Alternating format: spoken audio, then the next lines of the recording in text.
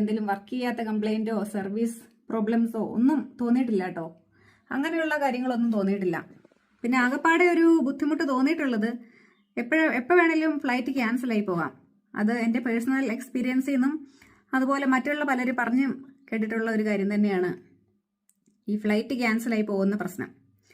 അത് പലരും അത് എക്സ്പീരിയൻസ് ചെയ്തിട്ടുണ്ട്. അതൊരു ബുദ്ധിമുട്ട് തന്നെയാണ്, അല്ലാതെ വേറെ ഒരു കംപ്ലൈൻറ്റ് പറയാനായിട്ട് തോന്നുന്നില്ല. എനിക്ക് എയർ ഇന്ത്യ ഫ്ലൈറ്റിൽ യാത്ര ചെയ്യാനായിട്ട് വളരെ ഇഷ്ടമാണ്. കാരണം നമ്മുടെ ഇന്ത്യയുടെ പേരുള്ള ഒരു ഫ്ലൈറ്റ്, അതുപോലെ നമുക്ക് ഒരു അഭിമാനമാണ് നമ്മുടെ ഇന്ത്യയുടെ ഫ്ലൈറ്റ് എന്ന് പറയുമ്പോഴത്തേക്കും. അതുകൊണ്ട് തന്നെ ഞാൻ എയർ ഇന്ത്യ ഫ്ലൈറ്റിൽ യാത്ര ചെയ്യാനായിട്ട് എനിക്കിഷ്ടമാണ്. നമ്മൾ ഫ്രാങ്ക്ഫർട്ട് എയർപോർട്ടിൽ വന്ന് ഇറങ്ങുമ്പം അവിടെ പല എയർ ഇന്ത്യ ഫ്ലൈറ്റ്സ് കിടക്കുന്ന കാണാം. അപ്പം തന്നെ നമുക്ക് നമ്മുടെ നാടിൻ്റെ ഒരു ഫ്ലൈറ്റ് മറ്റ് ഒരു രാജ്യത്ത് ഇങ്ങനെ കിടക്കുന്ന കാണുമ്പോഴത്തേക്കും ഒരു പ്രത്യേക ഒരു അഭിമാനം തോന്നാറുണ്ട് കേട്ടോ. ഞാനിപ്പം ഇവിടെ ജർമ്മനി വന്നിട്ട് 10 കൊല്ലമായി.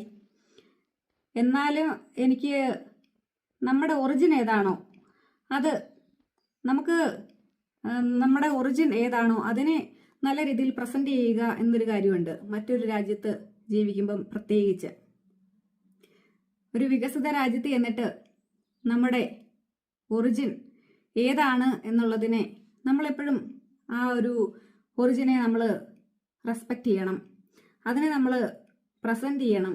അപ്പോഴാണ് നമുക്കൊരു കൂടുതലായിട്ടും ഒരു വിലയുണ്ടാകുന്നത്. നമ്മുടെ നാട്ടിൽ എന്തൊക്കെ പ്രശ്നമുണ്ടെന്ന് പറഞ്ഞാലും നമ്മുടെ ഇന്ത്യക്ക് ഒരു പ്രത്യേകതയുണ്ട്. കാരണം ഇത്രത്തോളം ഒരു മൾട്ടി കൾച്ചറുള്ള ഒരു രാജ്യം വേറെയില്ല. അതുപോലെ തന്നെ ഇത്രയും വ്യത്യസ്തമായിട്ടുള്ള ആളുകളും സംസ്കാരങ്ങളും ഉള്ളപ്പോഴും ഒരു സമാധാനപരമായിട്ട് പോകുന്ന ഒരു രാജ്യം, അത് നമുക്ക് ഏത് രാജ്യത്ത് ചെന്നാലും അഭിമാനിക്കാൻ പറ്റുന്ന ഒരു കാര്യമാണ്. അപ്പം അങ്ങനെ എയർ ഇന്ത്യ ഫ്ലൈറ്റിൽ യാത്ര ചെയ്യുമ്പോൾ എനിക്ക് ഒരു അഭിമാനമാണ് തോന്നാറുള്ളത്. വേറെ കംപ്ലൈൻസ് ഒന്നും പറയാനില്ല, ഇതുവരെ ഇല്ല. ഇത് കേട്ടപ്പോഴത്തേക്കും ഒരു ബുദ്ധിമുട്ട് തോന്നി.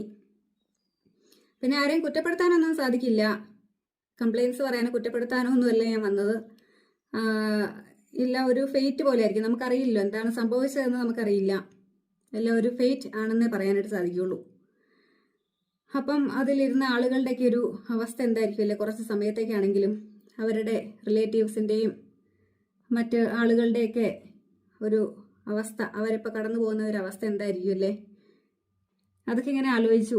അപ്പം എന്തായാലും അവർക്കിതെല്ലാം സഹിക്കാനുള്ള ഒരു ശക്തി ഉണ്ടാവട്ടെ.